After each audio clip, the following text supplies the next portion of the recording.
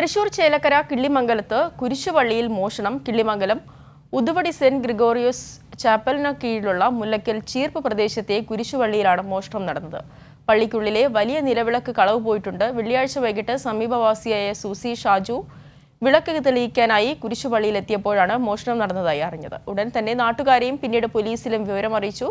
സംഭവത്തിൽ ചേലക്കര പോലീസ് കേസെടുത്ത് അന്വേഷണം ആരംഭിച്ചു. ഈ പ്രദേശത്ത് നിന്ന് മോട്ടോർ പമ്പ് ഉൾപ്പെടെയുള്ളവ കളവ് പോയിട്ടുണ്ടെന്ന് നാട്ടുകാർ പറഞ്ഞു. ഇതുമായി ബന്ധപ്പെട്ടുള്ള അന്വേഷണം നടന്നു വരുന്നതിനിടെയാണ് തൊട്ടടുത്തുള്ള പള്ളിയിലും മോഷണം നടന്നത്. ഒരു 5:45-6 മണിയായി കാണും. അന്നേരം അങ്ങനെ ലൈറ്റ് ഇടാൻ വന്നപ്പോഴാണ് സംഭവം അറിയണത്. ഞങ്ങളെ ദൈവത്തിൻ്റെ ഒരു മുതലാണല്ലോ, ഞങ്ങൾക്കത് എത്രയും പെട്ടെന്നൊന്ന് കണ്ടെത്തി തന്നെന്നാണ് ഞങ്ങളുടെ ആഗ്രഹം. പോലീസിൽ അറിയിച്ചിട്ടുണ്ട്, പോലീസ് പറഞ്ഞായിരുന്നു. ഇതുവരെ ഇങ്ങനെ ഈ ഭാഗത്തുനിന്നൊന്നും ഒന്നും അങ്ങനെ കൊണ്ടുപോയതായിട്ട് എനിക്ക് അങ്ങനെയൊന്നും ഒരു ഓർമ്മയില്ല, അങ്ങനെ കേട്ടിട്ടില്ല. ഇന്നലെ വൈകുന്നേരം ഒരു 5:45-6 മണിയായി കാണും. അന്നേരം